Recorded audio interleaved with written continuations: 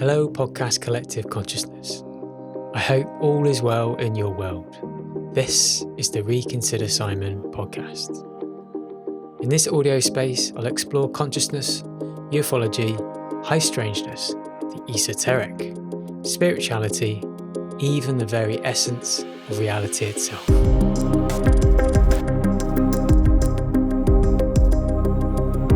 Podcast number 11, Journal 4. Rendlesham Forest, Sutton Hoo, Orford, Ness, Glastonbury, Avebury and Megalithomania. Hey there, welcome. Reconsider Simon podcast. Slightly delayed with this release. Been travelling quite a lot, scouring the landscape, video editing, and then I got struck down by one of the most horrific sore throats I think I've ever had, and I was trying to record this at the weekend and I just thought, you know what, I can't. My biology is just not allowing this, so I just had to stop. Anyway, but I am, enough of my excuses. I am today deep diving into what's been going on. This is more of a journal style podcast that I try to do every other podcast. I'll just do a general talk around what's going on in my life, but then also things that inspired me, things that I've been pondering on, things that I've watched, things that I've read. So it's just general kind of mixed bag. But in terms of what I'm going to be discussing in this audio piece, I'm going to be talking a lot about my journey, my adventures, which happened quite a while ago now. It actually feels, not that long ago, but it was quite a few weeks ago. But it was this big journey that I'd planned to go on, where I was going to travel to Rendlesham Forest, a place I'd never been to before, in East Anglia, which is in the county of Suffolk. So it's the east side of the United Kingdom, just above London. There's a kind of small bit of land that sort of sticks out of the country, like a lump, like a belly. That's East Anglia. And that's kind of where Rendlesham Forest is. And I've been there a few times, that area, East Anglia, as a child. I think I went to Colchester a few times. But overall, never really been back there. Specifically, Rendlesham Forest is important because there's this big UFO interaction that occurred in the 1980s. And it's perceived as being Britain's Roswell incident. And then generally I just wanted to sort of soak in other areas around Rendlesham Forest that I thought were important to do with this whole UFO story. And there's Sutton Hoo, which is quite close by, which is quite a potent sacred site. And so I went there as well. And Orford, Ness. Now I'd never heard of this place before, and it was only until I decided to go to Rendlesham Forest. I was just generally looking on Google Maps and I just started to see this really crazy sort of like military architecture on the coast. So I was like, I've got to go there. That looks fascinating. So I did. I went there. And then after a couple of days, I think 2 or 3 days in that area, in the general area of East Anglia in Suffolk, I then travelled to Wiltshire, which I've now been to many times before. I've done various sort of energetic sort of dowsing excursions there, visiting the sacred sites, had some sort of quite wild experiences as well, which I've talked in previous releases. Within Wiltshire, I stayed in a specific area between Wiltshire and Glastonbury. I think it was near Warminster. I was camping around there, and so it just made it easier for me to travel to Glastonbury. I went to first, and Castle Carey, which is like a small town near to Glastonbury, and then I bounced over to Wiltshire and had a kind of nosy round Avebury, had some interesting experience, and then travelled back to Chester, where I'm staying at the moment. And the overall trip the idea was to film it, was to have like a diary, a vlogging diary of my experiences as I go there. And so I filmed a lot. I took a lot of footage, and it took me a while to actually kind of edit down everything that happened in Rendlesham Forest. Learnt some stuff in terms of like, how to film and what to say and other things. And anyway, it took me ages to kind of pull it together, but I've managed to upload that episode to YouTube and Rumble and BitChute, so you can watch that at your leisure. It was that kind of excursion. And then I'd actually had booked tickets for an event called Megalithomania, which I in my head, I thought it was towards the end of May, but then realised actually the tickets were the beginning of May. I was like, oh, golly, I'd literally just been to Glastonbury. So I kind of came back to Chester one weekend, and the next weekend I was travelling back down to Glastonbury again. So it was a lot sooner than I thought it was going to be. It was amazing. Just various speakers there. There was a guy called Peter Knight, Sue Wallace, Maria Wheatley, Annie Williams, Dr. Martin Swetman, a Welsh guy that I can't pronounce his name, apologies, and Howard Crowhurst. But yeah, it was a fantastic weekend, and it was interesting because Glastonbury itself was still, there was a lot of Beltane celebrations going on, so that was kind of happening in the background. There was like a big dragon procession over that weekend, and the weather was quite nice. I think I remember it being sort of relatively sunny, a little bit cloudy, but again, I camped in this really gorgeous campsite, so that was nice, but it was a little bit noisy in the evenings. But yeah, it was a brilliant context to be in. So yeah, I've been doing a lot of traveling, so got lots to speak about. So let's kick off. I think a lot to do with my shift towards maybe being out in the landscape, being out in nature, some of these sacred sites, or exploring some, fascinating stories like Rendlesham Forest. It was really a bid to sort of get beyond the computer screen. And I wrote an article for the Reconsider Simon website, which is on there, called Screen Time. And I was just talking about, how much time I've spent over my life in front of a computer screen. And I don't know about you, but I'm just getting a little bit jaded by it, really, by this sort of technology. And I was just looking into the sort of some of the health complications with that, in terms of the neurological effects on our brains, but then everything to do with eyesight, issue of blue light that emanates from these glowing screens of your computer or your phone. And yeah, so it was just an idea in terms of like long-term content creation for this, Reconsider Simon, wherever this is going to take me, I have no idea. Still early days.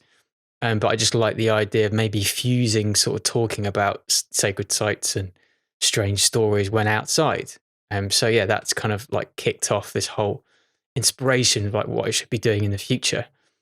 And yeah, one of the first locations was Rendlesham Forest, and it's always a story that's really fascinated me, and I've never been there before, so it was all completely new.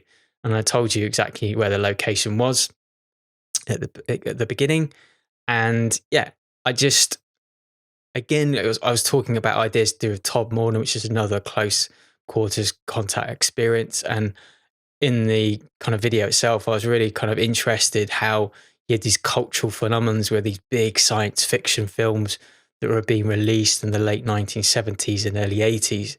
And you have Close Encounters of the Third Kind in 1977. And you have A New Hope, the very first Star Wars also, that was released in 1977, Star Wars. And then Star Trek, the reboot of that, the original motion picture in 1979, and The Empire Strikes Back in 1980.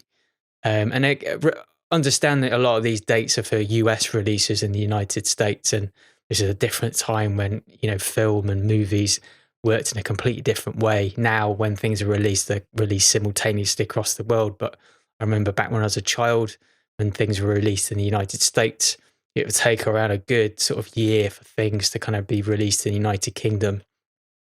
So it's very, very different. So I was sort of interested in the whole cultural aspect of UFOs and, the folklore and the stories surrounding it. And I just found it weird that you had Todmorden and then Rendlesham Forest and these really close up encounters and just bright red lights and really strange, brightly coloured craft with different coloured lights on it. And it just looked very reminiscent of some of the interactions that happened within Close Encounters of the Third Kind. And remember, I have heard stories that, a lot of Steven Spielberg's film is based off real events that particularly happened. So I just think the cultural aspect of what was going on in the 1980s is really, really important. And again, because it was a different era, like you didn't have the internet, like kind of 24-hour news and access to Twitter, and everyone's like a citizen journalist at the moment. Back there was completely different. And so this event happened the 26th December 1980, but the actual Rendlesham story didn't really hit the mainstream until 1983, so a good 3 years afterwards. And it was, came out in one of the main tabloid newspapers at the time, News of the World, which is now defunct, was part of Rupert Murdoch's empire. And it was all, the whole story is, sealed in terms of its realness through what was called the Holt Memorandum. So it was Colonel Charles Holt had released the memorandum to the military explaining his experiences and what happened, and it was all on official, US military paper. So yeah, it was just real evidence for what occurred back in the 1980s. And if you look back over the decades in terms of, humans interacting with lights in the skies, with UFOs, with potential extraterrestrial or interdimensional or intertime intelligences, I mean, who knows where the source of all this is? Again, I just find it fascinating how there are real defined trends within this kind of era. And you're talking on the 1950s and 60s, where this whole subject was really quite strongly popularized, and it was all about flying saucers and metal discs, wasn't it? And then you have this 1980s of the Todd Morden and Rendlesham. It's all very, very bright lights and colorful lights. And my own experience, I've had really bright etheric stars, lights flashing at me over a particular period of time, happened around about 2 years. I had real kind of close-up interactions, some, amazing instances of stories of things where I can say, yeah, definitely that is not a plane, it is not a satellite, that is something else. And again, it was its own sort of visual look to it. It wasn't anything to do with flying saucers or bright colored lights. It was, just this etheric kind of, also almost like an angel light.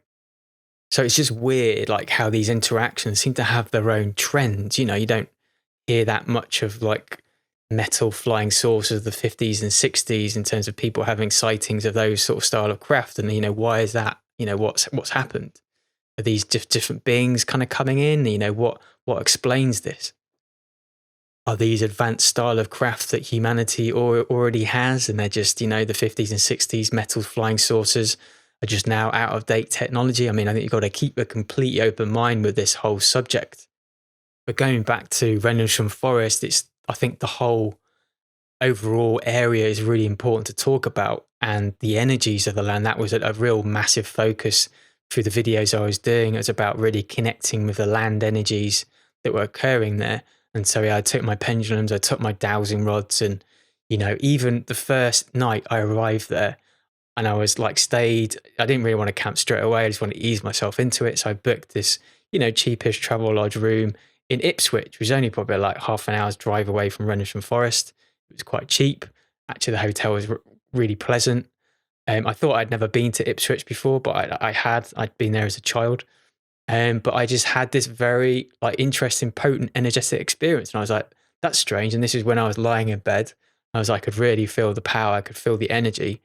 And I thought, this is really strange because I'm literally in quite a central urban location in a hotel. This shouldn't be happening, because sometimes when I've had energetic experiences, it's when it's being quite close to nature.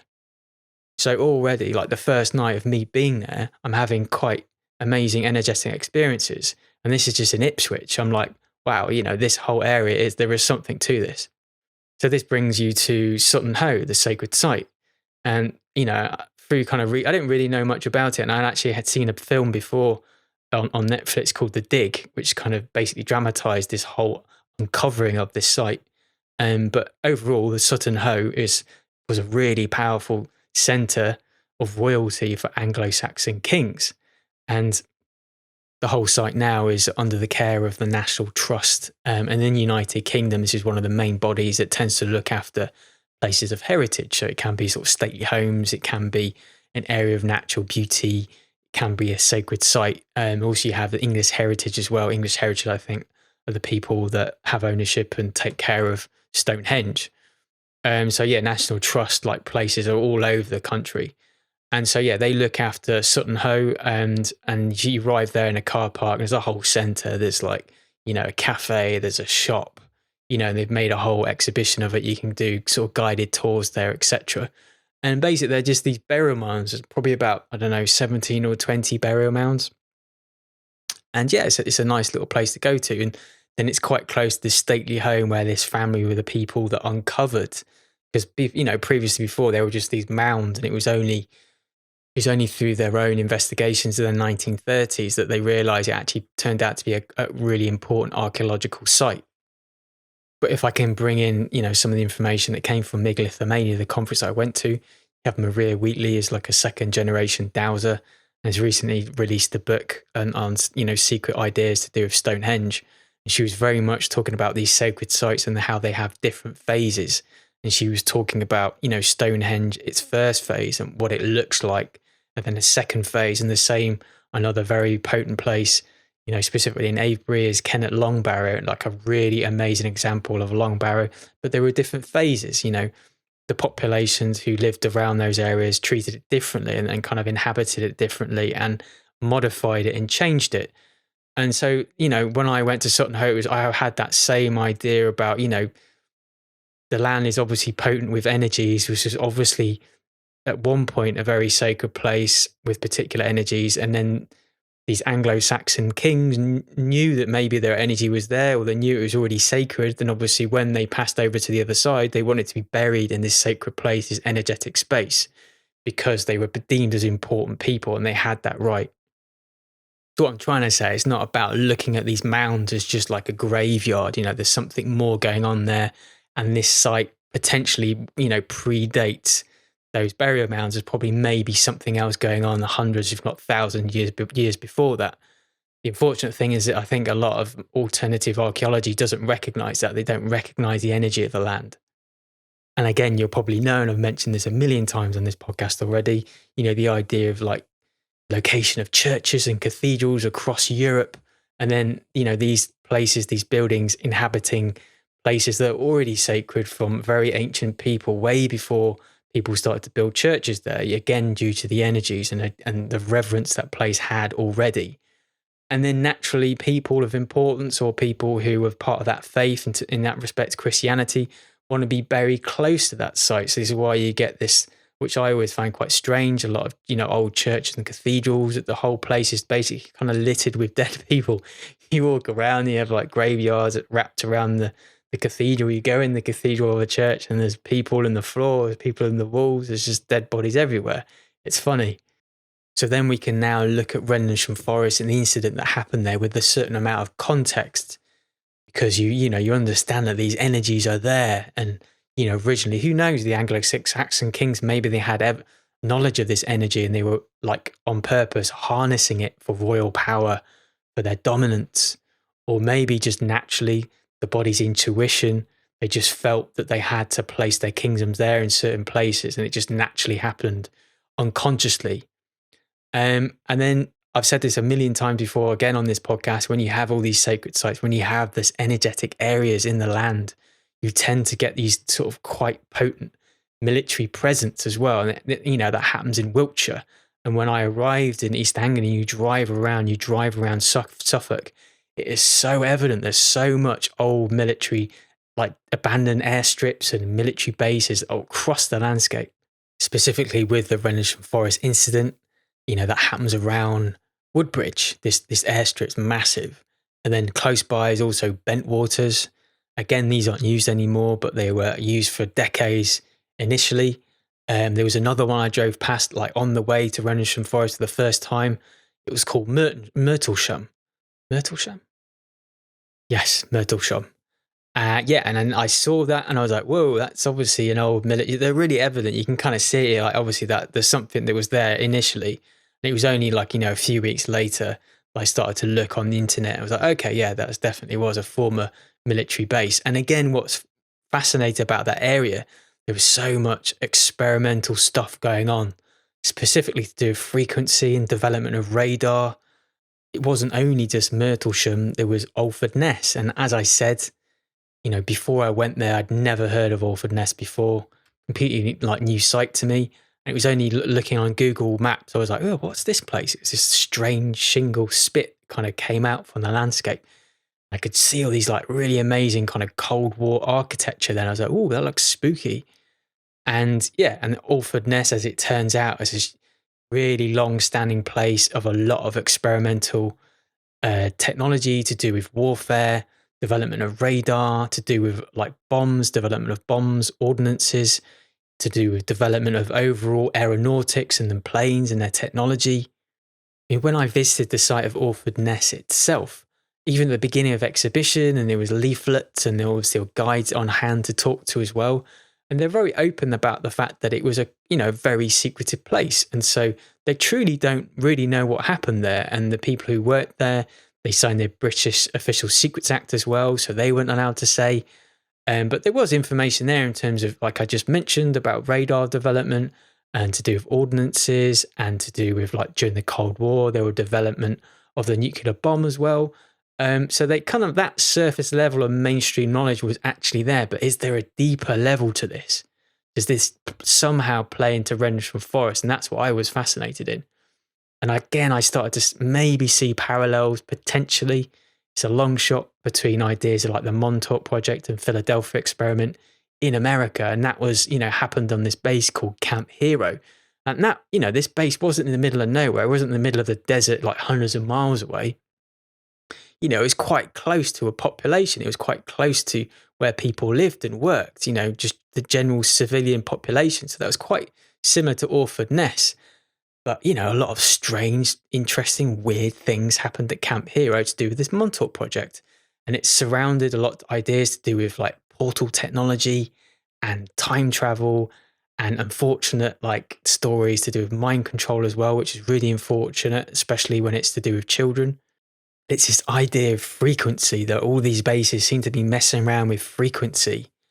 And, this, does this play into Rendlesham Forest? Because, the main story you're kind of told about Rendlesham is potentially, there was this huge stockpile of nuclear warheads there. They were storing it secretly and it broke a lot of treaties because of the amount there. So they weren't technically allowed to be doing that. And this is the reason you're given why these UFOs came in. But is there something else going on? And again, was some experiments going on that were initiating this contact experience. So that's why I think it's important to look at that broader context of the Rendlesham story with all these bases and the experimentation that's going on. I think it's important to look at it. But of course, I'm speculating wildly. And I talked about some of these ideas in the vlog. Are these extraterrestrials? Are these interdimensional? Is there something else? People were talking about maybe there's strange LSD experiments as well. There is one aspect to my visitation of this area that I forgot to put in the video, but I thought I'd talk about it here. And it was weird, like just before I left, I was on Twitter and I just saw someone had recorded a flight path. You can go and there's like a thing called flight radar. You can get on your phone. I've got it on my phone. You can literally see, if you hear a plane going over your house, you can then get your phone out, get this app, and it can tell you exactly where that plane is coming from and where it's going to. And the majority of the time, it's always kind of commercial aviation, people going on their holiday, people going on business. But you can also see other types of planes as well. I mean, where I live at the moment, there's a really annoying police helicopter that keeps coming around this area. It never shows up on the app. Obviously, they want to keep their location secret. But literally just before I'd been to Rendlesham, people had videoed this craft that just kept zigzagging around the Rendlesham area. And within this Twitter post, they didn't specifically, mention Rendlesham Forest or all these military bases. But I just thought it was strange, because a lot of the reason people were giving for this plane going up and down was to do with creation of maps. But then from my point of view, I mean, don't they use these satellites to kind of create maps? Or these, again, this is wild speculation, but as that area, that energy, are they tracking that in some way? I don't know, but it just seems strange that they had this very strange kind of aircraft activity going around that time. They were just going up and down, similar to when someone mows a lawn, you get those very neat lines. It was very similar to that, but I just found it very strange. Overall, in conspiracy circles in the Twitter space, it is quite a hot topic at the moment. The idea of like weather manipulation and, geoengineering of our natural environment. These ideas are coming up a lot. And governments overall are just generally starting to talk about it more, specifically within the climate change debate as well. So some of these ideas are really quite, filtering into the collective consciousness at the moment. So there's that aspect. I saw another video and I was doing some, brief amount of research before leaving. And I just came across like a video on YouTube from a few years ago of a dog walker who'd actually been in Rendlesham and filmed these white lights in the sky. So there is continuing activity that happens in these forests as well. And then from an energetic and a megalithic point of view, there are burial mounds to be found around there. There are sort of small sacred sites around that forest itself. I still have a lot of footage to go through. I have a lot of video footage for Orford, Ness and then Sutton Hoo, whether I combine these two into one video or they're separate videos. I'm not quite sure. I would sort of figure that out when I get to it. But I was doing some research, trying to find some research to Orford Ness, some strange and interesting stories. Admittedly, there isn't a lot. I was trying to find, there was some information to do with like one particular scientist there was utilizing Tesla technology to produce a death ray. So there's that aspect to it, really, which I can kind of talk about. But there isn't a whole lot there. And what I found weird, though, was that actually it was a BBC article, the British Broadcasting Corporation in this country, and they had an article on Orford Ness, and they actually called it Britain's Area 51, which I found quite strange.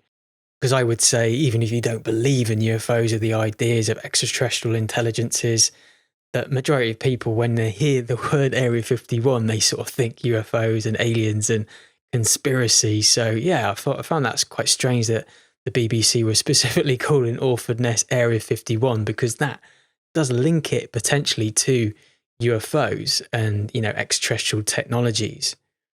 So that means, not only do we have this idea of frequency, maybe these are the strange experimentation that was going on that kind of maybe plays into the Rendlesham story. Did they have retrieved craft there? Were they reverse engineering? Again, this is like pure speculation. But yeah, these are good things to think about.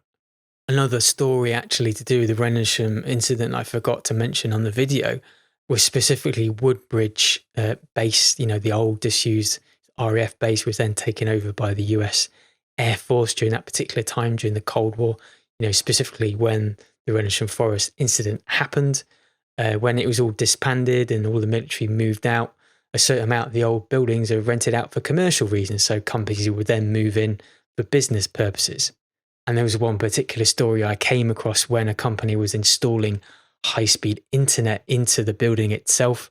There's a lot of underground. This is another aspect. There's a lot of underground tunnels underneath the base.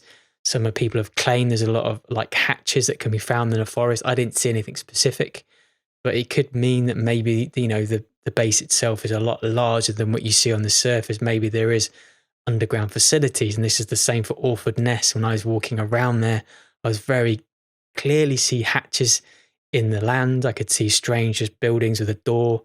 It just indicated maybe there was something underneath the ground. I did ask the guys at the time. One of them was quite dismissive of the idea. But yeah, who knows? But anyway, going back to this sort of internet, high-speed internet story. So yeah, they were using these tunnels to lay cables. And what really, really surprised the telecommunications company that were adding these cables for the internet, they discovered these 1980s cables that had been laid by the military. And it was quite sophisticated internet technology, internet cabling. And they were saying at the time that, this sort of technology shouldn't have existed in the 1980s. It just commercially wasn't available. But obviously, this plays into this idea that the military, these covert people, have access to technology far beyond what we have in the commercial sector. And a large aspect of the story is the idea of some of these multiple UFOs shining these beams, these bright beams of white light, and they were hitting the ground, and they were searching through some of the nuclear warhead silos and other underground facilities. And, there's this idea, maybe they were looking into the nuclear warheads that were there. Maybe they were trying to disable them, trying to warn us from using this technology. But was there something else? If there's an extensive underground facility, was there a potential craft that was held there? Were they reverse engineering extraterrestrial technology? And again, was this a reason why they were curious about it? I've been reading multiple books at the moment, but one of the books I have been reading is Gary Hestein's book, Non-Human, which covers a lot of the different narratives that are happening within the Rendlesham Forest incident. He goes right back to the very beginning. He covers a lot of different bases. Again, he's this retired policeman, and he's very much taken hold of the Rendlesham story, and generally comments a lot to do with UFOs. I think he's had his own experiences. But one aspect to the book I did find quite interesting was a author called Nick Redfern. He's quite well known, but he had a very different opinion to do with the Rendlesham Forest, and he's written a book about it.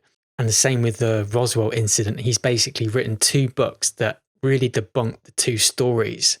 I'm not quite sure of the Roswell details in terms of what he wrote about that. But I was listening to a podcast where he was discussing his book, the Rendlesham Forest incident. And he thinks that actually the whole incident was due to LSD experiments. And he brought in a famous biological lab in the United Kingdom called Porton Down. It still operates to this day.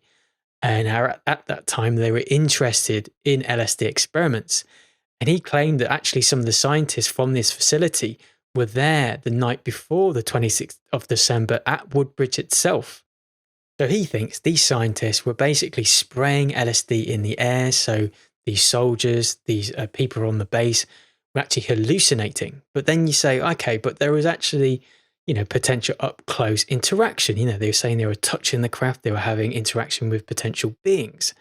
But his idea for how this happened was actually they were using sophisticated holographic projection. From my point of view, it does feel a little bit far-fetched, but I mean, who knows? Really, I think it's important to bring this narrative into the story to consider it. It does give me pause for thought, because one suspicion I do have about the Rendlesham Forest, if I'm being honest, is that why are they so open about this information? There's just like decades of secrecy, and that still exists to this day. And you've got so much of these like interactions with military personnel, and they're releasing official documentation on it, and all these soldiers are openly talking about it. They haven't been told not to talk about it. So that's the aspect of the story I do find really, really strange. This is such openness in discussing it. So if we're looking at this whole story, this whole narrative with real suspicion, that's an aspect I find really strange. It prevents me a little bit in believing the whole thing, especially with the cultural aspects of all these films, sci-fi films that have been released at that time, particularly Close Encounters of the Third Kind, because the stories feel so similar. And again, the visuals feel really similar as well. But I think it's important to say that. It's important for me to mention that, because I didn't really say that in the video. So maybe that's a slight failing. But yeah, I'm saying that now. It does give me pause for thought. But in terms of like the rest of Suffolk, I'm going there as an adult with adult eyes. I'm really aware of the landscape. I'm aware of my surroundings now.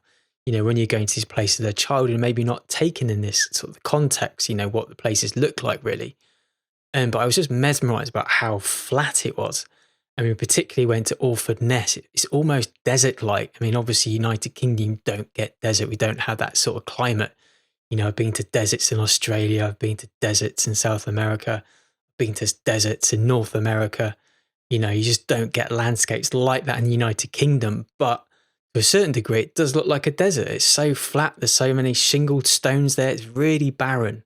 Has this very stark, eerie beauty to it.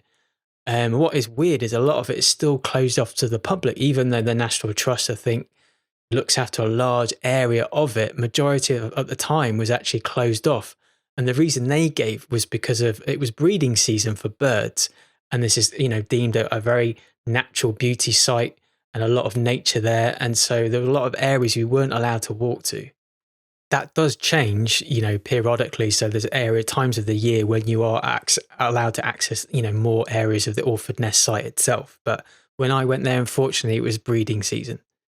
Another reason some of the guides were telling me about why some of these areas are closed off, because they deemed it as being dangerous. The architecture there is quite old, it's quite decayed, and so it could fall in on itself. So, it's a health and safety nightmare. Legally. So this is another reason they gave me, why a lot of this area was kind of completely closed off. But I spent a good afternoon there at Orford Ness, and I took a lot of video. So yeah, I'm looking forward to editing a video and bringing more information. I can kind of start to talk about the secrecy and maybe ideas to do with Tesla technology, the death ray, look into that. Sounds exciting. So yeah, that's up and coming. So once I've left the bosom of Suffolk, I then drove west. And I was driving towards Glastonbury in Wiltshire. And yeah, again, if you're not in the United Kingdom, Wiltshire is kind of the bottom end of the country. And it's between counties like, it's near Somerset, where Glastonbury is, Wiltshire. You have a lot of the sacred sites like Stonehenge and obviously Avebury, a favourite of mine, that's there. And so that was the area that I was driving towards. As I said, I stayed in Warminster in a campsite nearby there, and it was perfectly placed. I was right, slap bang in the middle between the two places, so I could easily get to Glastonbury and Avebury. And so, yeah, the first day that I was there, I didn't go straight to Glastonbury itself. I drove to Castle Carey. And the reason I went there was based off some of the map dowsing I'd done, prior to this. And I'd utilize, the maps and my dowsing rods and my pendulums when I was walking around Rendlesham and going to specific areas. Some of them places I unfortunately forgot about. But yeah, in Castle Carey, there was a location on the top of this hill, Lodge Hill, where it actually marked up on my map where my pendulum said I should go to. So I was like, okay, I'm going to make this part of this video. I'm going to talk about that. So before I went to Glastonbury, I went to Castle Carey and specifically to Lodge Hill. And I had been to Castle Carey before. I think I mentioned on another podcast as a designer. There's Clark Shoes there, quite a famous heritage brand in the United Kingdom. I think they're quite popular in places like Japan. Like Clark Shoes are well known for their heritage, for their shoe design. And there's this whole area called Street, which is, I think it was pretty much built by Clark Shoes, a very old brand. And so I'd been there as a designer to work for them for a period of time. And, weirdly in Glastonbury, there's no train station. The nearest train station is Castle Carey. So that's how I knew about this place. I'd only ever really been to the train station and had a taxi take us to the Clark's headquarters. So I'd never really seen Castle Carey itself. But actually, when I arrived there and I'm parked, it's like, whoa, this village is really beautiful. It's like a small town, largest village. It was really stunning, like cute little place. Anyway, so I parked my car in this car park and then initially had problems locating this hill and eventually found like a path to take me to the top. Now, it wasn't really the most stunning, the most beautiful place in the world. And there was a lot of, strange, mobile phone aerials there, pylons, electrical pylons. So there was quite a lot of dirty energy there. But weirdly, just energetically, I just felt so much love. It was actually really powerful, energetic experience. And I did catch it on film. And it turns out it was the most energetic place for me that particular day, more so than Glastonbury itself. So the amazing thing about this experience was it was all based off using the pendulum. The pendulum sent me there. I was using that in combination with the map. And I had that experience. I can't remember it explicitly, the reason why I was sent there. I think it was for my own self-healing. But it just goes to show you can have these really powerful earth energy experiences when using the pendulum in combination with a map. So after that really powerful experience at Castle Carey, I'd made my way back to the car. And by this point, the day was just turning out to be a really hot and sunny one. And I just managed to then drive through the various country roads of Somerset, and it was really stunning. I made my way to Glastonbury, parked up in one of the main car parks there. And, a place I'd never actually been to before in Glastonbury itself was Glastonbury Abbey. So I made a beeline for there. Initially, I thought maybe it wasn't actually open because they were doing a lot of building works at the entrance. It actually looked closed, but I managed to figure out there was a temporary entrance around the corner. So I managed to gain entrance to it. There's an entrance fee to kind of get in. Just a really stunning location.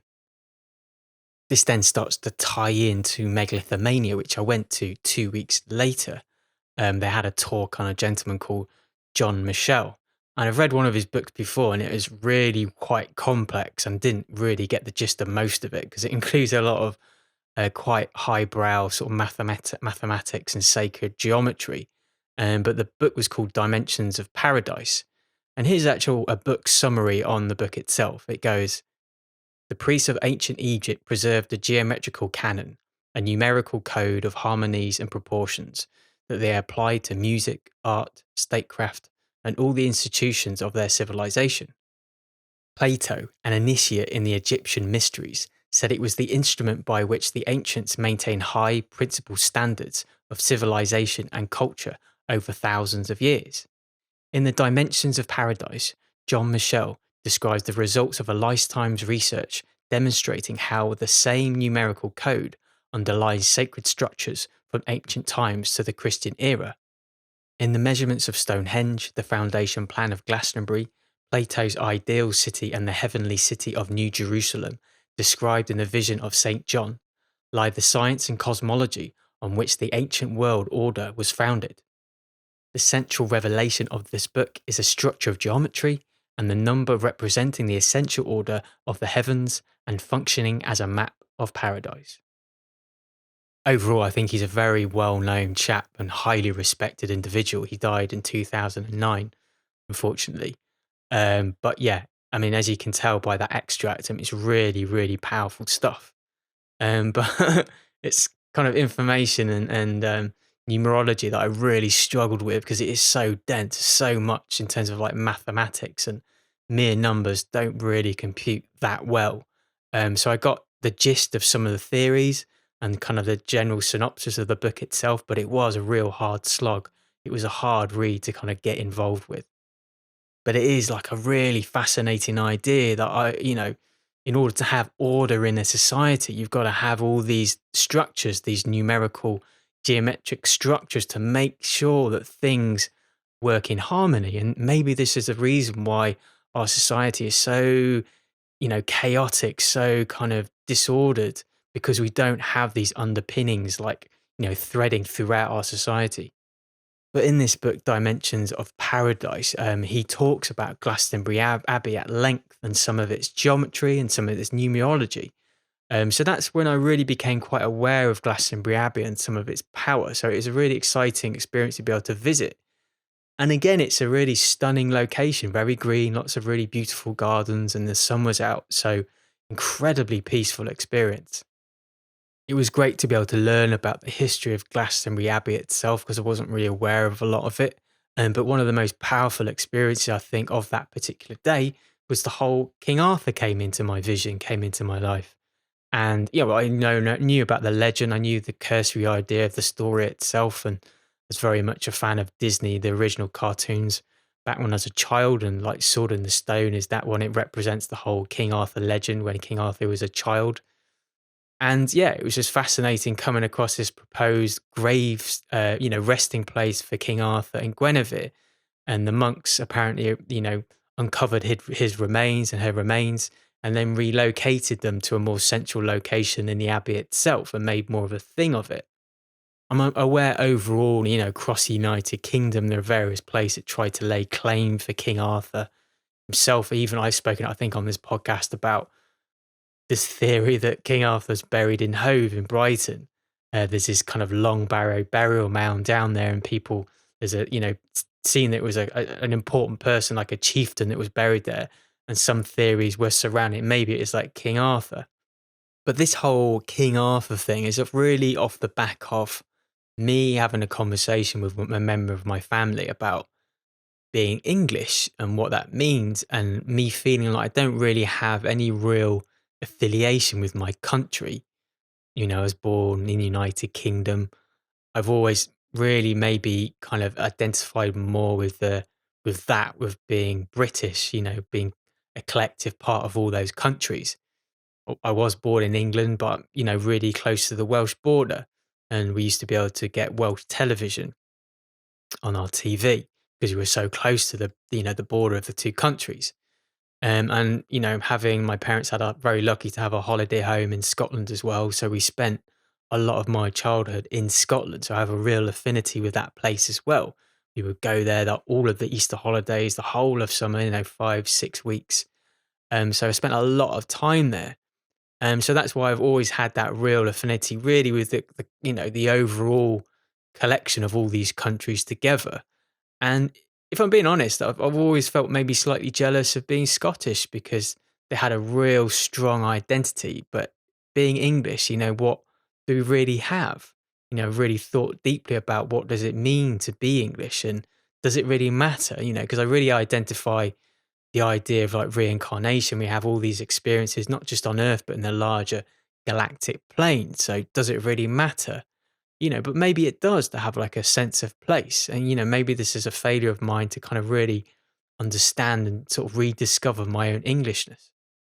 I mean, you have all these ideas, these cultural ideas of what it is to be English. It's government.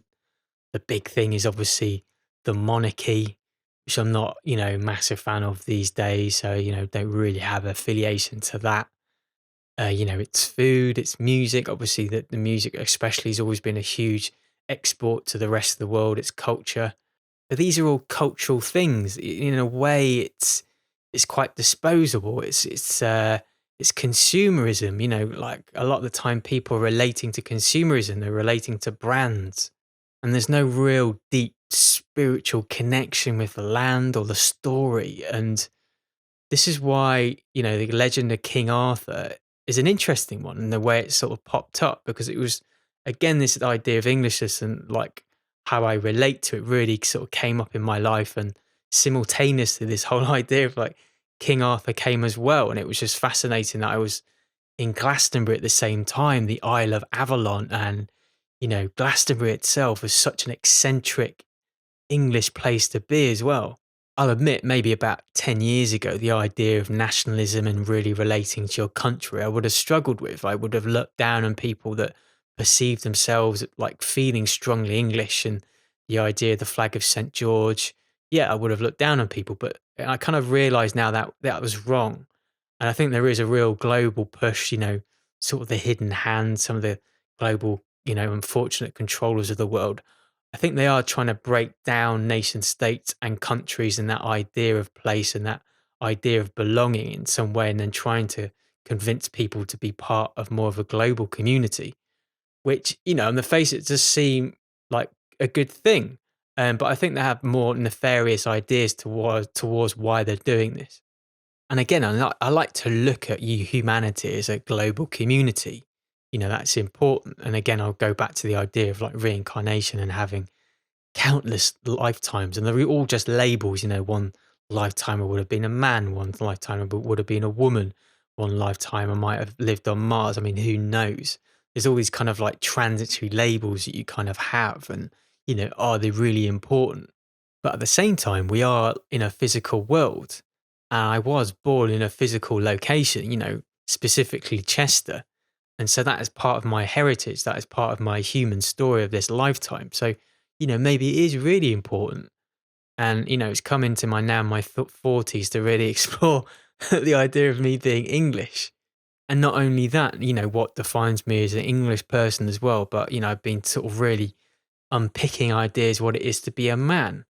And because I have this whole idea about the fact that, a lot of people, we haven't really been initiated into adulthood. You have your childhood and you're a teenager, and then you become an adult, but there's no real initiation. You might have a party, you might have an 18th birthday party, a 16th birthday party, or a 21st, but it's a kind of hedonistic celebration. There's not a spiritual underpinning to kind of that transition. In terms of the Western world, are we walking around as sort of like adult children because you've never had that initiation like some tribal cultures might have had? Of course, there are certain religious traditions within Christianity. I mean, I was christened, and then, if you can go on to be confirmed, I was never actually confirmed. So in a way, then maybe that is some sort of transitory ceremony, sort of saying, hello, you're sort of now moving out of childhood into a more responsible adult. The same with Judaism as well. There's more of a ceremony there. But I would say on the whole, I think, we don't really, there's nothing that really marks that occasion. The same could be said for where we're born, when we're birthed onto the land, where we're brought up, where we spend most of our time. We have that real affinity with the land around us, our surroundings, and the people around us.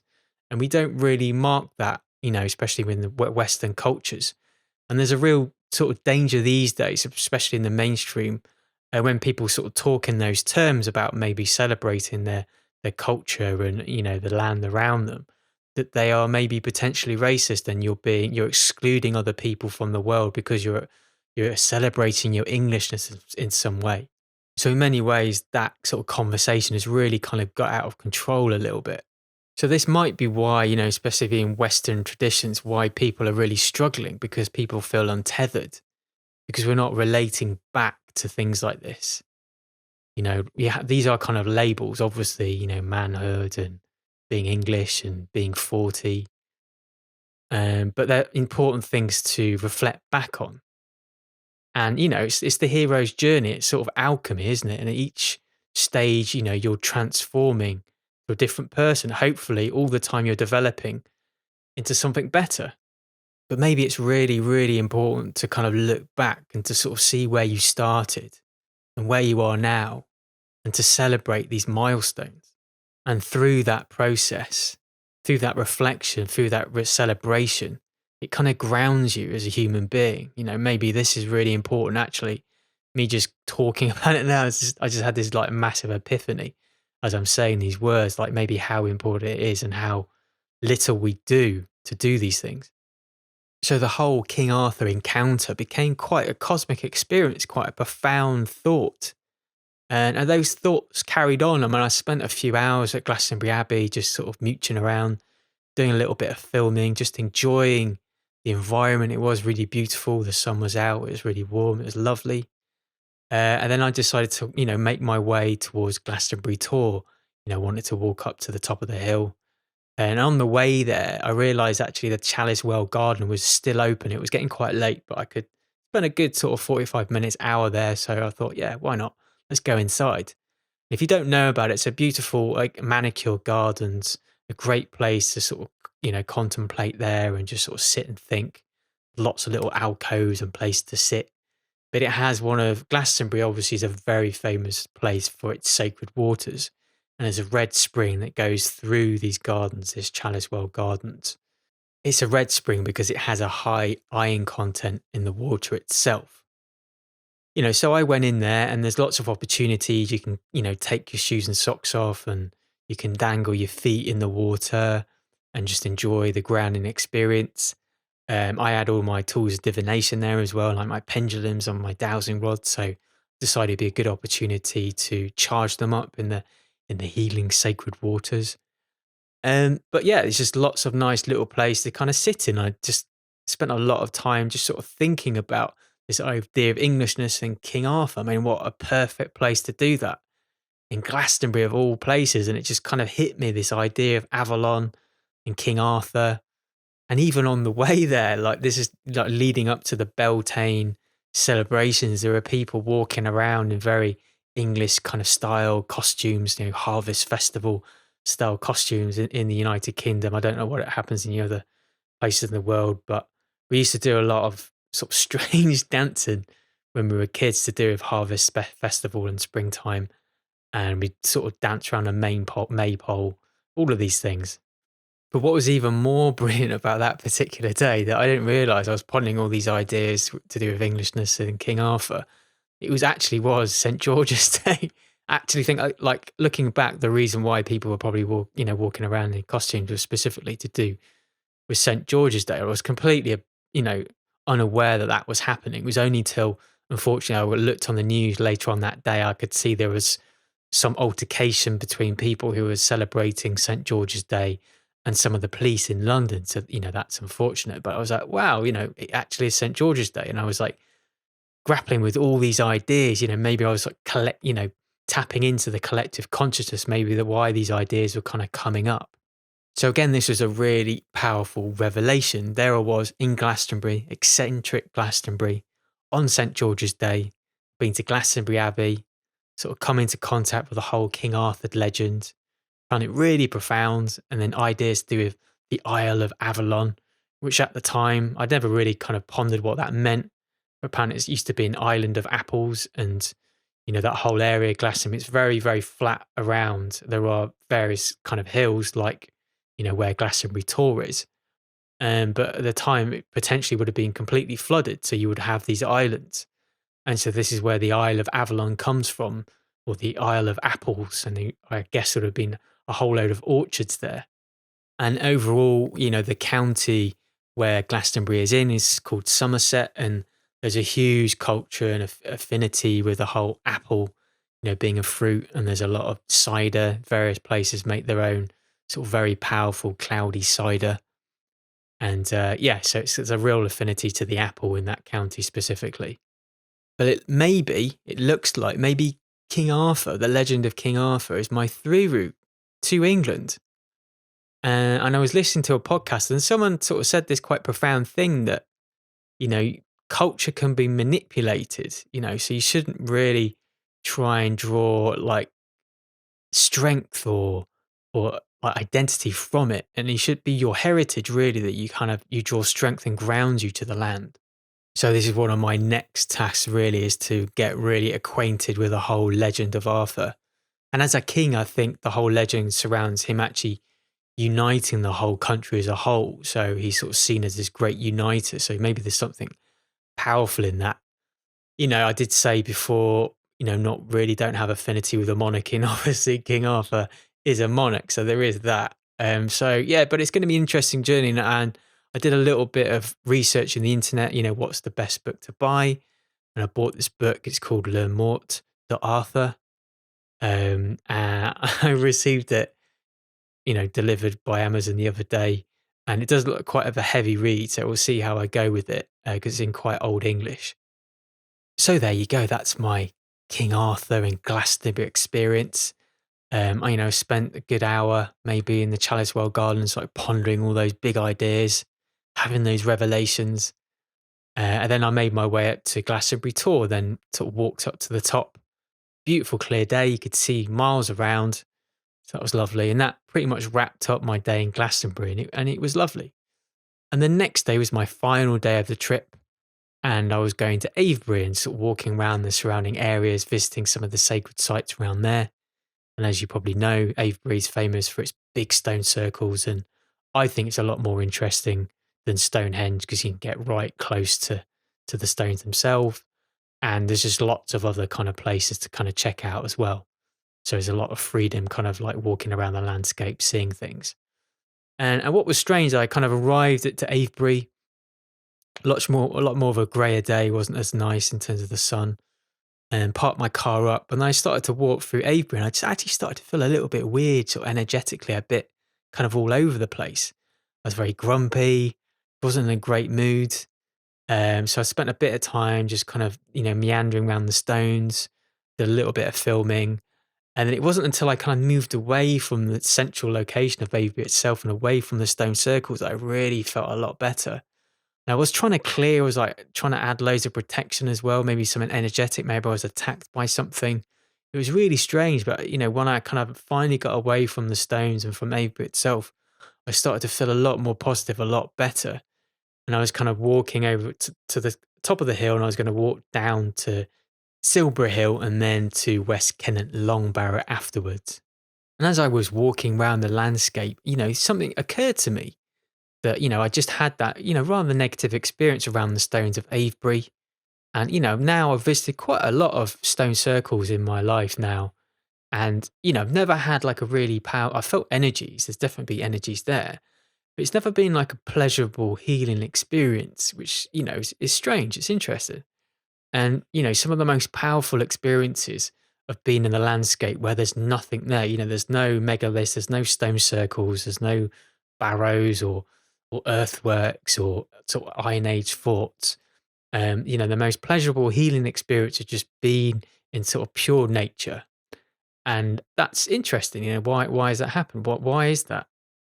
Again, I was specifically in that area to film, so I did a bit of filming. I had my dowsing rods with me as well, so I did a bit of dowsing to do with the Michael line and the Mary lines, the energy, the ley lines that go through that area. And then also checking out the energy at West Kennett Longbarrow as well, and seeing some of the geodesic spirals there, very healing energy that comes from kind of feminine water underneath that Longbarrow itself.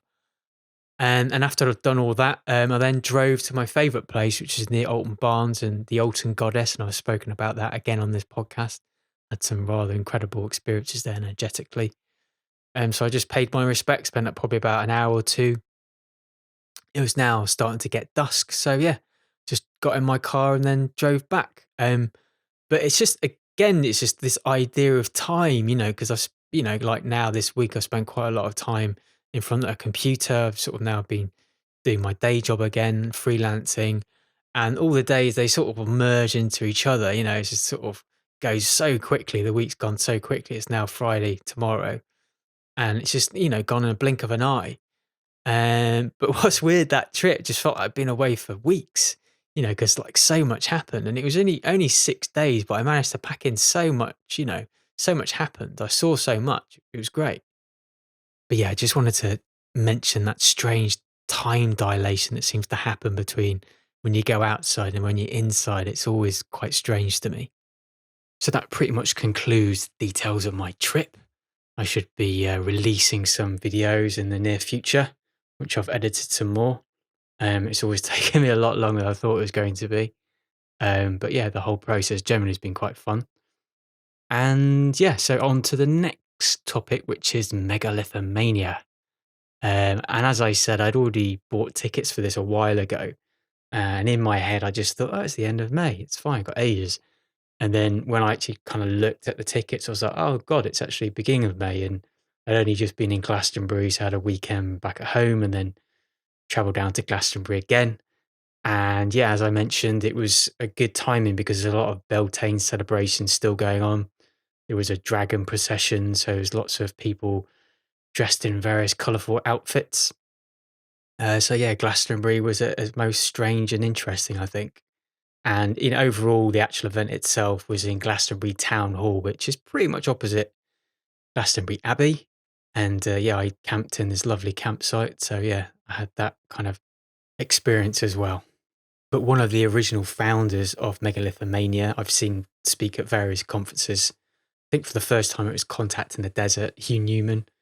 And I was drawn into a lot of his research to do with giants. And I still haven't got around to reading his book. He's got some very compelling evidence to do with evidence of giants, skulls and skeletons being found throughout the world, particularly in America. So yeah, I sort of suggest you search that out because it's some fascinating information. I think over these past few years have been very much like UFO, alien, sort of cosmos centric. And so being brought closer to the land and, spending more time researching megaliths and earth mysteries. So yeah, a lot more grounded subject matter. And Megalithomania as on a whole is a good resource for various content. I feel a lot less well read in those subject areas in terms of megaliths. Spent more time within the conspiracy, more time within UFOs and aliens and the idea of star seeds. That's been very much my bag for quite a while. So yeah, it's like an uncovering a whole new subject. So I'm still kind of wet behind the ears in that respect. And it's very much evident when I was, at the conference, just the people there were just had a lot of deep knowledge. Even the guy I was sat next to is very, very knowledgeable about the whole subject. But the overall event wasn't purely just an indoor conference setting. They did have physical tours as well at various sites scattered around the local landscape within Wiltshire and other areas. I didn't attend any of those. I was just purely there for the conference, which was on the Saturday and Sunday. And you could get a physical ticket, or you could also buy an online ticket, which I still think you can get now as well. So if you want to catch up with some of the talks, they filmed the whole event pretty well. So that was, yeah, you can kind of watch it from the comfort of your home whenever you want. So I arrived at Glastonbury Town Hall quite early in the morning on Saturday. You know how it is when you first camp that first night. It takes you a while to sort of settle in to the rhythm of things. I didn't sleep particularly well. But yeah, one of the first talks that happened was a guy called Peter Knight and Sue Wallace, people I've never heard of before, but an incredibly powerful talk, really exciting, and just kind of really set the tone for the entire conference, really. And they were discussing a lot to do with sacred sites, specifically to do with caves, which is really interesting to me because I was talking about a few podcasts ago. I went to Mam Tor in the Peak District, and there was a lot of caves there. There was one called the Devil's Arse, and I was just talking about how much of a slight fear that I have with places like that due to claustrophobia and just the fear of the unknown. And again, it was just quite synchronicitous in terms of them talking about caves and, especially the ancients using caves as a kind of portal, looking at the rocks, and it all kind of brings into ideas of shamanism. Both of the researchers were talking about how rocks were really seen as portals. They were, a barrier between their ancestors and kind of other worlds, other realms, which I thought was fascinating. I mean, especially you see those quite iconic sort of handprints where they've sort of painted around the hand themselves, and that's, existed there for thousands of years. It's sort of incredible. And they tried to recreate it themselves, and you kind of see actually how talented they were and how they created it. It seems quite a simple thing, but in reality, when you try and recreate it, you don't get the same effect as they had. And as you know, a lot of these very prehistoric caves, you'd have those, again, iconic handprints where they'd obviously place their hand there and they'd paint around it, sort of leaving that imprint. And you can then obviously put your hand over the top. It's like you're really deeply connecting with your ancestors. And some of the caves also have paintings of various animals, and potentially these are powerful totems of animal spirits that are projected through the rocks themselves as well. And the ancestors had deep reverence for caves where sunlight would periodically come into those caves, particularly over the solstice. So you would find that when caves were maybe just in pure darkness throughout the year, there was no sunlight coming in there, they wouldn't have so much reverence. But when you had a cave where sunlight would come in at periods of time, within the year or within the day, they were seen as quite sacred. So there's a real correlation between sunlight coming into caves and then, how you find various cave paintings in there. There's a real correlation between the two. I guess before the construction of buildings that we all inhabit these days, yeah, caves are really seen as places of initiation, not just shelter, but deeply spiritual places, some of them. And there's a whole idea about facing your fears in a dark cave. And I very much feel the fear when I go into certain caves. I kind of feel that claustrophobia, that darkness, that cold air. It kind of gives me shivers. But these two researchers, Peter Knight and Sue Wallace, were really talking about that's where the magic is when you're really facing your fears in these dark caves for long periods of time. You kind of be able to really connect with yourself, connect with your ancestors, and have quite powerful spiritual experiences. So it's pretty funny, really. I was only just mentioning a few podcasts ago about the Peak District and Castleton and Mamtor and the caves around there, and the fear that I've had. And it's not just those particular caves. It's like overall, there's some caves in Scotland I've been to, and I can only venture in so far before I start to get a little bit scared. And I just voiced that, didn't I, a few podcasts ago, and then now I'm sat in front of these two people and they're specifically talking about caves and that fear of caves and that fear of the darkness. And actually, you should really lean into that, lean into that fear, because that's where the magic happens. That's where interesting things can occur. So it feels like that's going to be one of my future excursions, really, is to find a very deep, dark, scary cave and sort of try and tackle my fear and try and find something, whatever that is. Through the talk, they actually discuss some of the locations of caves that they've been to, and quite handily, a lot of them are UK centric. And then more specifically, they were talking about a cave called Thor's Cave, which is in the Peak District, which is, only in 2 hours drive away. So that's very much a place that I think I should probably visit next, quite soon. But they were talking about other caves as well as King Arthur's caves, harking back to, I was talking about the Isle of Avalon and King Arthur. That's quite interesting. That's in the Forest of Dean, and Adeline's Hole, which is in Somerset. Yeah, I've no idea any information about those locations, but yeah, it could be future locations. Would be good to kind of maybe explore at some point in the future. But the cave thing really has come into my vision in a big way, similar to the King Arthur and the Isle of Avalon. Just quite exciting. These two things that kind of come into view. And I like the idea of the caves being a portal. I find that a fascinating idea. And they very much were, a portal for the ancients, particularly if they're in a state, psychedelic state, like they've taken some kind of psychedelics, part of their spiritual practice. And if you're staring at a rock in a dark cave, I'm sure you're going to see some quite wild, powerful imagery. A really good pop cultural reference, the idea of caves being a portal, which I suggest you check out, is a film called Palm Springs. It's a comedy. It was released on Amazon a couple of years ago, I think. But yeah, it's quite a big favourite of mine. The landscape in Palm Springs, I'm quite fond of. That desert landscape, really appeals to me. But I won't spoil the storyline too much. But the premise is that this guy gets quite drunk at this wedding and then stumbles into this glowing red cave. And then he just finds that he's stuck in some time loop and he has to experience this wedding day, every day. It's very much like Groundhog Day, just repeating that same experience over and over again. But yeah, I thought it was pretty funny when it was released.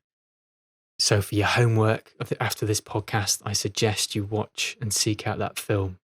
Very much recommended.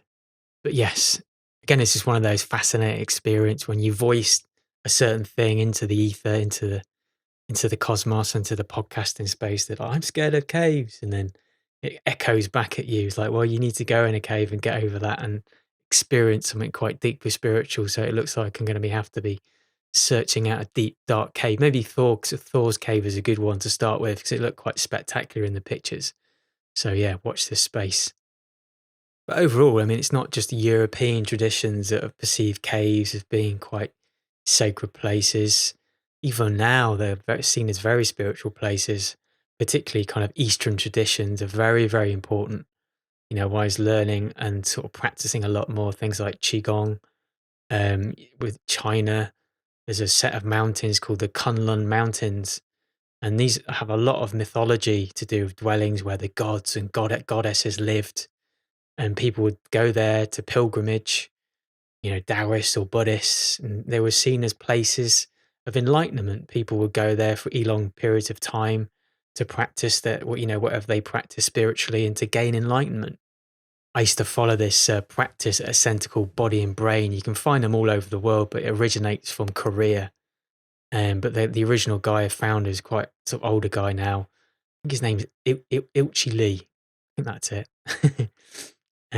But yeah, he claims he gained enlightenment. He went to the equivalent in Korea. There's a set of caves there, deeply spiritual caves, and he went there to fast and just practiced his physical movements there in these dark caves. And it took him 21 days, and he came out and he had this epiphany, this enlightenment, and he started this whole movement called Body and Brain, which originally was called Dan Yoga. But over the passage of time, they sort of rebranded and sort of changed their name a little bit. And there's a real mixture between, Qigong and other sort of Eastern mysticism arts and yoga as well. It's a real mixture of those things. But just on a side point, he claimed that he gained enlightenment within 21 days, and 21 days is like a regular thing that always seems to pop up. I mean, because that's the amount of time that Buddha spent meditating. Same thing. He sort of just meditated, fasted, didn't eat, didn't move under a poplar tree, and he gained enlightenment after 21 days. So that seems to be the magic time frame. So if you want to gain enlightenment, you've got to do whatever you want to do over 21 days. So maybe that's what I should do, go to Thor's cave and just stay there for 21 days and not eat and meditate and then come out. Floating Buddha. But going back to the idea of caves and these two individuals that were talking about that, they're also bringing into the conversation the idea of sound resonance and how that's really important. And they would take their shamanic tools, they would take drums in there and sort of also chant in there. And the resonance of the sound is a huge part, they think, of what the initiation process might have involved for the ancients in caves. So that's quite a big part of the experience as well. It's like the idea of music, the idea of sound. And again, just another offshoot, the idea of caves, they're seen as like, in a way, portals potentially to the underworld. There's loads of myths and legends, and even bring in sort of ufology and the UFO folklore, the idea of inner earth people or inner earth beings living underneath the ground, and the cave system would be an entry point to gain access to this whole new realm. Particularly if you look into some of the stories of Native Americans, and they sort of talk about the ant people, that during times of like earth movements and big catastrophes, that the ant people came out of these caves and then brought the humans into the Native Americans into some of these cave systems to protect them from whatever was happening outside, to kind of keep them safe. If you want to get even more weird, I was actually talking about this recently with a friend. I was trying to find these video clips, and it's an interview between an American reporter, and a former US army person, and his identity was scrambled and his voice was sort of changed. But he was talking about this thing called the Kandahar Giant, and about these US soldiers who were on patrol in a remote area of Afghanistan, and they came across this cave. And essentially, this big giant came out with like bright red hair and attacked them. And then obviously they had all the weaponry with them and managed to sort of kill him, unfortunately. And this giant was then flown allegedly by a helicopter back to a base.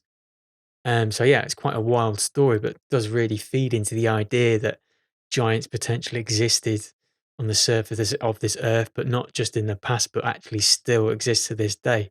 I mean, who knows if that's true, but it's an interesting story to consider. So as you can hear, caves are strange and interesting places. So yeah, watch this space in the future. Actually thinking about another cave story that I do have is when I went to Barcelona. I went to this amazing area outside of Barcelona, What's it called? Montserrat. That's it.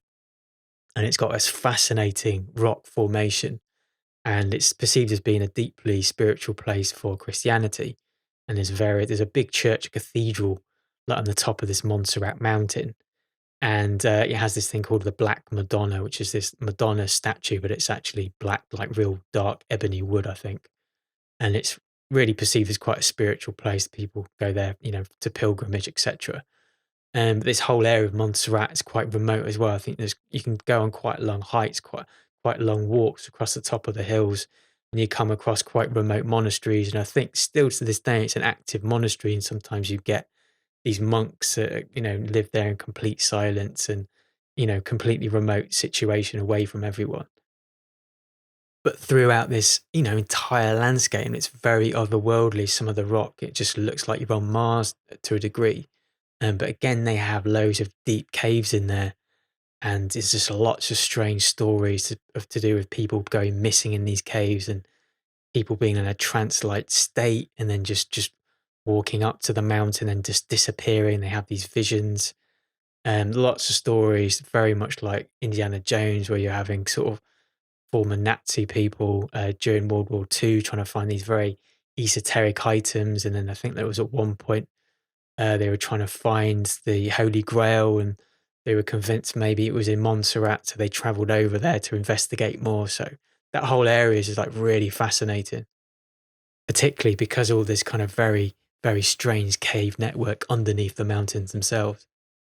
I probably should do some kind of podcast or video in the future to do with Montserrat. It's a really fascinating area. When I was there, I was quite taken aback visually by what it was like, but then just the energies as well are quite special, I think. And it's just got loads of very strange, spooky stories surrounding that whole place. So, yeah. So, moving away from the Basque region of Spain, traveling back to Glastonbury, I think that concludes everything I have to say about, general summary to do the cave talk. It was really good. And then the second speed to come on was Maria Wheatley. Yeah, I've mentioned her again numerous times in this podcast. She's a second generation dowser. Her father was quite a famous dowser and wrote various books and did a lot of research in that area. And she's kind of continued on in that vein. But she has her own, educational institution called Esoteric College, I think it is. And she's written various books as well. And she does various tours in Egypt and also around the Wiltshire area. And she's very active on the scene. And specifically, this talk that she had at Megalithomania was to do with her new book that had just been released to do with Stonehenge. It was The Secret History of Stonehenge. Overall, I'm not that well versed in the whole history of Stonehenge itself. I've got little tidbits of information here and there. So yeah, I was interested to learn more about what she perceived as being the hidden history of Stonehenge. And quite powerful at the very beginning, she started to talk about how Stonehenge has a missing altar stone. In actual fact, the royal family still have that altar stone. They still have it. And many people don't know that. And so officially she's contacted apparently the palace and was officially going to ask for this, the altar stone to be returned back to the site itself. So I assume she's had that call now. She's obviously had that official conversation with them. I have no idea what the results were of it, but at the time, that's what she was planning to do. So that was quite an interesting story in itself. I knew to a certain degree that Stonehenge has changed a lot over the decades, and they had some quite brutal reconstruction and excavation that happened over a period of time over the 50s and 60s. And sort of it was reconstructed, but then also quite badly done. And they filled in a lot of aspects with concrete, which seems like the worst material in the world to be introduced into a sacred site like that. So there's some aspects of the stones which are being completely filled in by concrete. So Maria was showing pictures to do with that, what's been lost. But then also just the archaeologists at the time and their wisdom was sort of seeing some of the angles of the stones being wrong and sort of straightening the stones. So they were completely changing the mathematics and the geometry of the place itself. And Maria is explaining a lot of the stones were leaning at particular angles because they were supposed to. That was like part of the whole formation of the stone circle itself. It weren't supposed to be standing completely straight up. That's like a very regular thing throughout the world with stone circles. They have this very particular angle that they lean into. She also discussed how much Stonehenge has changed over the history, and it's always really actually been in some sort of flux.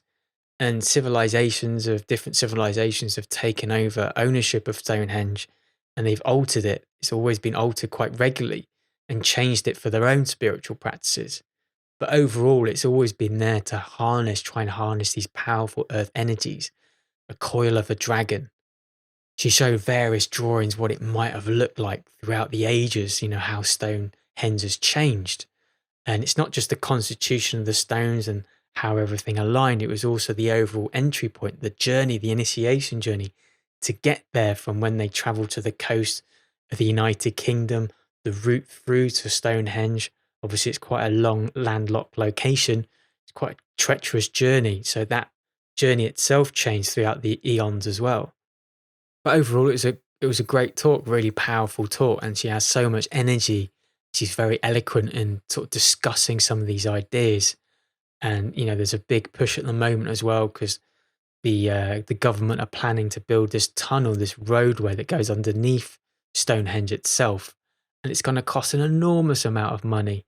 And she was talking a lot to do with that, about how they're trying to stop this from happening. And it seems a really bizarre thing to do, to be honest with you.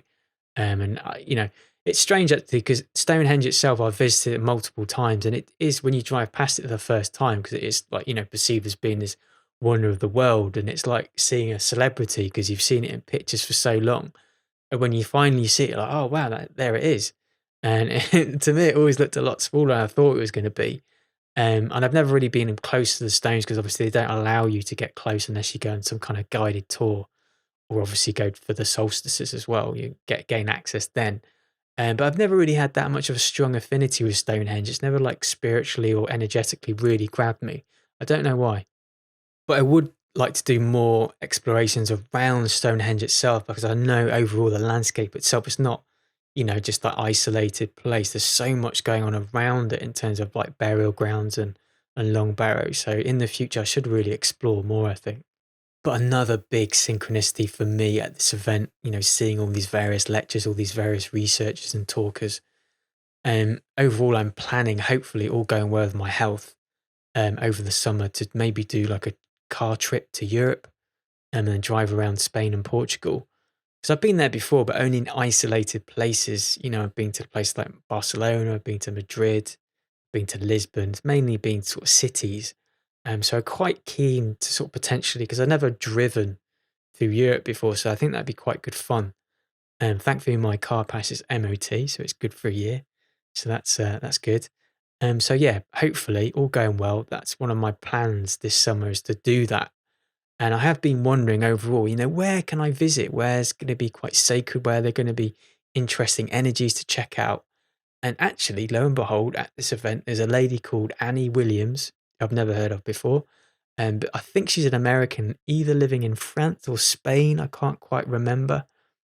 But she's written a book called The Guardians of the Dragon Path.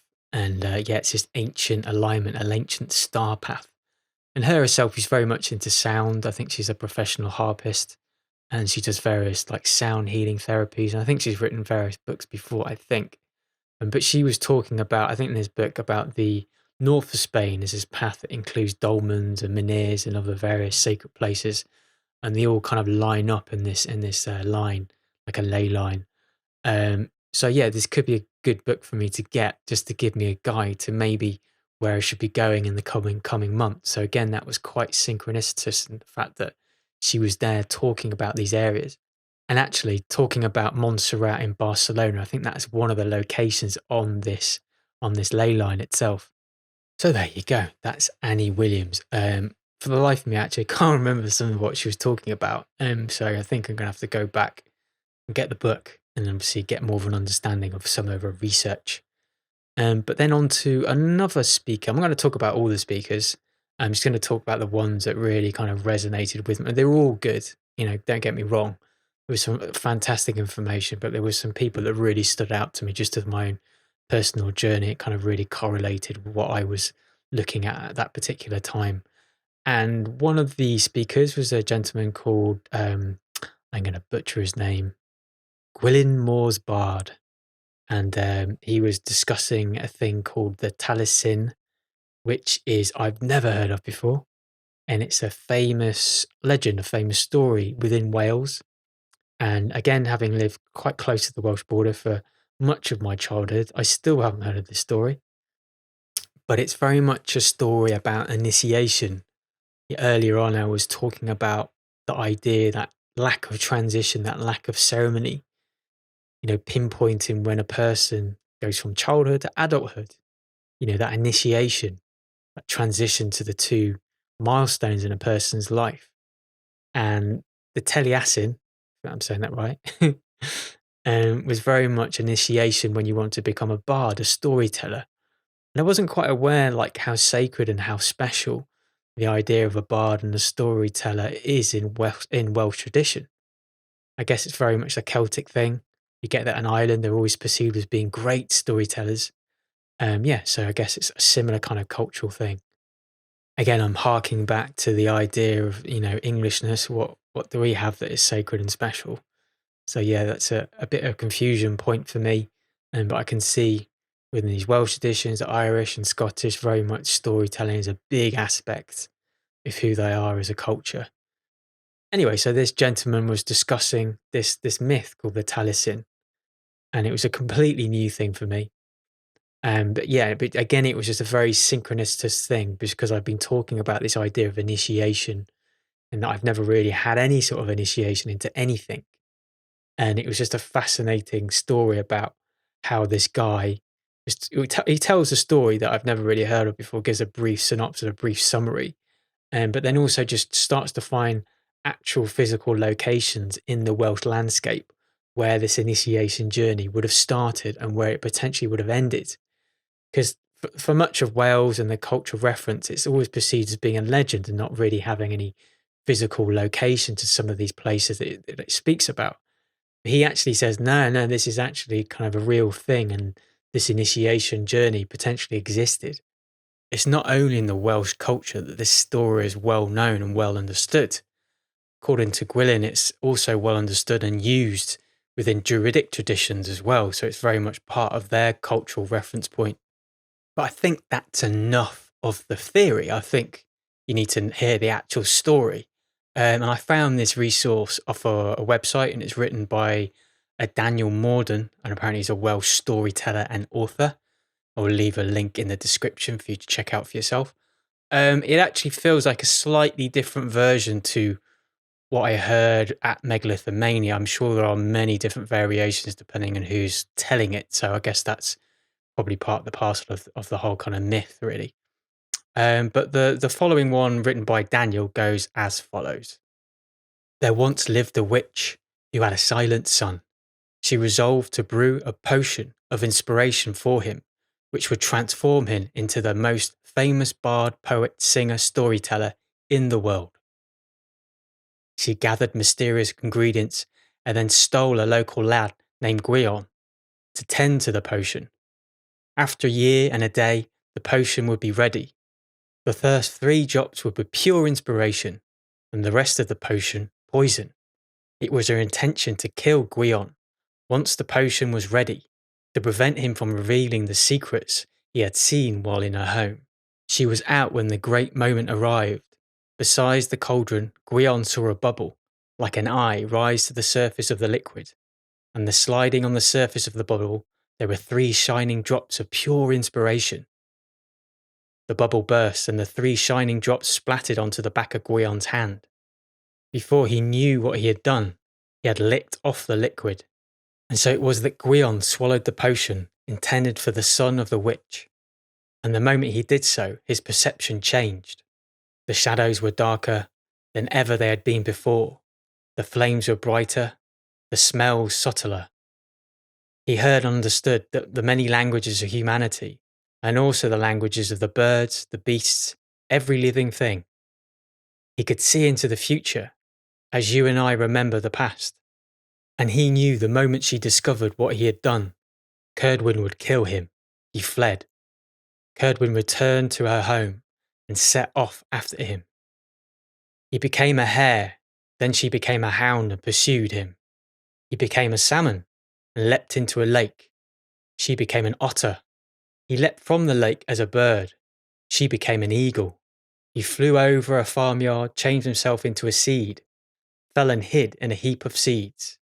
She became a hen and swallowed him. Curdwin took human form and returned to her home content. But in the months that followed, her belly began to swell. She gave birth to a son, and it was Gwion. The moment she looked upon him, Cerdwin understood he had outwitted her. He had become the only living creature she could not kill, her own flesh and blood. She felt the same love for him as she felt for her silent son, who sat by the fire. Gwion went on to become a great bard whose poems are still enjoyed to this day. He was known as the Taliselin, which means shining brow. So that's the end of the Taliselin, as written by Daniel Morden. According to Gwion at the conference, there was a slight variation actually at the end that I remember.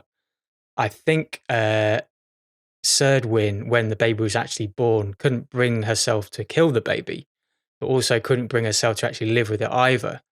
So put the baby in a river, and then I think it got swept out to sea. So there's a kind of slight ending to the story itself. But it goes to show that the story is very much based off an actual journey of initiation for bards and for storytellers. You have the setup of an apprentice and a master storyteller. In the olden days, potentially would have some kind of apprentice where they'd be conveying their knowledge onto them. And part of that whole process, they'd have to go through a period of initiation before they became a master, before they became a bard in their own right. And I guess this is where it gets really interesting, because if this tale, this myth is very intrinsic to the Welsh heritage of what it is to be Welsh, this story of initiation. And it very much starts to sort of tie into what I was talking about with the Isle of Avalon in King Arthur, perceived as being this actual myth and not a real character. But tied within this, there's real heritage and real Englishness involved in that whole story. So it could be an equivalent story. And let's not forget, many cultures back in the day very much would convey information and ideas and stories and concepts through spoken word, not necessarily written down. It would be, oratory, people sharing stories in person. But during the course of his talk, Gwilym actually went on to provide potential real-life physical evidence through various extracts of poetry and literature found throughout the years, pointing to real locations of actually the forgotten root of this initiation. So he starts to bring a physicality to the whole story, that it's not just this etheric, story that existed, that was kind of created. It actually had real life physical locations and was a real life physical initiation that people would go through.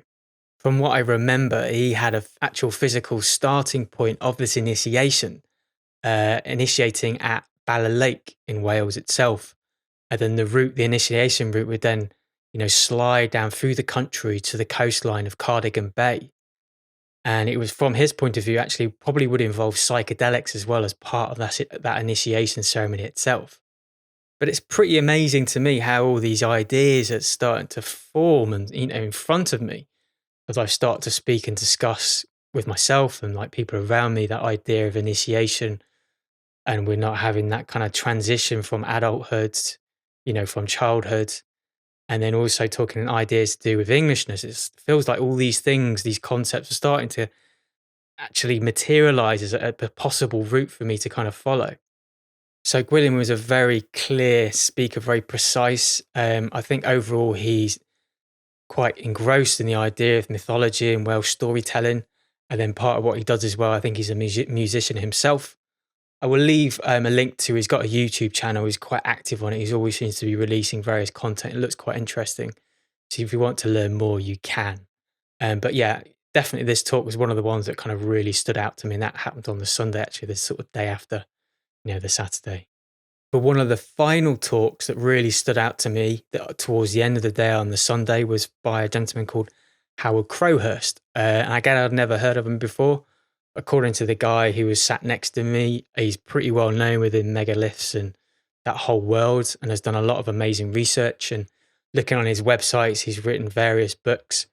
He is English, I think, but he lives full time in France. And so a lot of his research is bilingual. Some of it is written in English and some of it is written in French. And I think a lot of the research is centered around sacred sites around France, obviously, because that's where he's located. But actually, on that Sunday, he released a quite well produced film from what I can see. I haven't seen the whole thing, but it's called Megalith's Forgotten World, and it's free to watch on YouTube. And again, I'll put the link of that in the description. But yeah, he had a really powerful talk. And he was speaking a lot about the alignments in various places around the United Kingdom, some really amazing research, which can't quite remember all the specific details. But yeah, it was quite mind-blowing. Some of the information was really, really quite powerful. But I will leave you to investigate more if he piques your interest. Overall, he was a really good orator, well-spoken, very, very clear, and also he had a really good sense of humour, so it kind of made the talk quite funny as well. So yeah, he's highly recommended. Conclusions. Now I have some conclusions. This has been quite a long podcast, I think. And overall, it's been a very enlightening few weeks. Lots of things have happened. Lots of new ideas to ponder on. Having these amazing mini adventures. And it just goes to show, life is one big synchronicity. When you sort of really tuned in, you ask questions, things start to unfold in front of you. And it can, take the form of people speaking at a conference. It can take the form of you watching a YouTube video. It can take the form of you seeing a film, piece of art. A whole range of different outputs for you to kind of really carry on with your journey. I think this is what Reconsider Simon is about. I'm not an expert in any means of all these things, but I'm totally inspired by all these areas of megaliths and earth mysteries and earth energies and UFOs and the mysteries of life. I'm all interested in, and I'm not an expert really in any of them, but generally myself, I'm having this journey, I'm unpicking it, and I'm trying to record as I go. It's funny, I've had to record this podcast in sections because I've started to do my day job again. I've started working, which is good because it gives me money, but then I have less time to do things I'm passionate about, like this. And even through the process of recording this, I've asked him questions through this podcast, and then new answers have just materialized as I've been working on this, which has been quite fantastic. And one of them was, at the beginning of the podcast, I was talking about Rendlesham Forest, and more particularly, you have these 1980s really close contact UFO experiences, and there was a lot of sci-fi films that were being released around that time.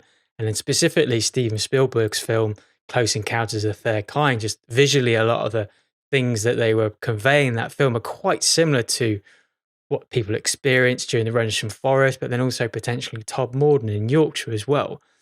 And as luck would have it, as the universe revealed itself, I saw that Steven Spielberg is penned to release a film in 2026 about UFOs. So he's returning back to this subject. And I know this is off the back of, because I remember, I think it was about 2023 that I did see an article saying that he believed UFOs existed, but he perceived them being humans from the future. So that does make me wonder that he released the statement that actually maybe this film is something to convey that idea. And I think that is a possibility. I think, maybe humanity, there are different strands of humanity on different timelines, and they're developed in a slightly different way. And maybe they return for some particular reason. So I think that's probably maybe part of it. But it's obviously, from my point of view, I don't think it's the whole story, because, that's looking at, entities just existing on this plane. And I think there's a whole load of different facets to this in terms of extraterrestrials, but interdimensionals as well, and ultra-terrestrials, a whole various different layers, and probably layers that we don't even understand yet either. So that's a cool little tidbit of information. So I really look forward to seeing how Steven Spielberg treats this new UFO film. It could be quite interesting. And again, relating to another situation that occurred through me talking on this podcast, and I was discussing my comments to the Isle of Avalon on the whole Glastonbury visitation. And a couple of days ago, I was listening to a conversation between Exopolitics founder Dr. Michael Salla. He's an individual, an Australian guy. He lives in, I think it is in America. I can't remember quite where in America. But yeah, originally he was into geopolitics. He was an academic in geopolitics, and then very much got inspired by Dr. Stephen Greer's disclosure movement way back in the early 2000s. And yeah, he just switched really as a sort of full-time academic in geopolitics into exopolitics. And it's that whole idea, the interaction between extraterrestrials and space and humanity. And he's very much a founder of that methodology. And he brings a lot of gravitas to it as well, because he is such an academic researcher as well. And he does bring quite a broad breadth of information and insiders to the table. Anyway, but I think he was on an Egyptian trip. He was doing a tour around Egypt with a lady called Sarah Breskman, and he did an interview. Well, they were actually both in Egypt. And Sarah Breskman is from the whole Dolores Cannon sort of era, or the hypnotherapist where you're regressing clients back to past lives to potentially heal like disease conditions which are carried over into past lives, or negative patterns or emotional patterns, and they can kind of heal this through regression. But it's looking at past lives not purely just on the Earth plane, but on a galactic level. So this is kind of what QHHT is. And Sarah Bressman has basically done a lot of work with clients all over the world and has released various books on some of her research with some of their clients' permission. And I know one of the first books was to do with the whole subject of Atlantis, that mythical land Atlantis. And so she had a lot of information that came from past lives, potentially from some of her clients. And she's also had a raft of clients all talking about past lives in Egypt. But anyway, so Dr. Michael Salo was interviewing Sarah Bressman in Egypt while they were on this trip. And the majority of the conversation was around Egypt and some of the information they'd uncovered. But she did at the end, towards the end of the interview, actually talk about she was coming out with a new book about the Isle of Avalon. And she had data from her clients and they're all talking about this. So again, really synchronicities, because I've been talking about this on that particular podcast this week as I've been recording. And I was listening to that video, and then she mentioned about the fact she was releasing this new book. So yeah, I'm quite interested to learn more what's going to be in this book. And like anything, whether it be remote viewing or channeled information or QHHT, there's always that slight possibility that it could be distorted. You don't know quite what entity's kind of coming through, but I think you've got to look at all data points. It's the same with dowsing, the same with using pendulums or dowsing rods. I think you've got to question sometimes, some of the information that kind of comes through, not dismiss it or discount it, but just look at the broad picture of all information. So I think you'll agree that was very fortuitous how it all unfolded again. So yeah, that's everything, I think. There was one thing, I don't know about you, but the energies have been particularly up and down at the moment, quite intense. The weather here in the UK has been, particularly in the north of the country, been very wet and windy. And I don't know if that's off the back of, I know we've had some quite intense solar storms, a lot of solar energy coming from the sun. And I don't know whether that in some ways affected the weather, because it's all over the place at the moment. And I had this week, I was asleep and I got woken up probably about 2-3 in the morning. And the energy in the room, in my bedroom, was really intense.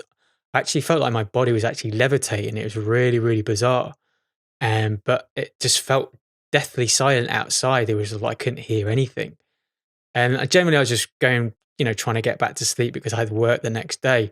And I kept waking up because the energy was so intense. And it was just very kind of light feeling of levitation. Like my body was getting lighter and lighter and lighter. It was really strange, not like scary, but it was quite intense. And then the following day, the day after, I had a similar experience, but not as crazy as that. I had a lot of kind of throbbing in my forehead, my sort of third eye area. So I don't know about you, but the energies overall have been quite interesting of late. So yeah, just thought I'd mention that. Cool. Well, that wraps it up. Thank you so much for joining me. I've been Reconsider Simon. You can catch me on my website, reconsidersimon.com, on all major podcast platforms. Hopefully you'll be able to get the podcast from there. And then overall, I have video streaming as well within Rumble, BitChute, YouTube, Odyssey, and I have a Substack as well. So I'm trying to update all those various kind of outputs. So if you can, show some love, give me a like, give me a subscribe. It all helps. And I will catch you on the next one. Take care. Bye-bye.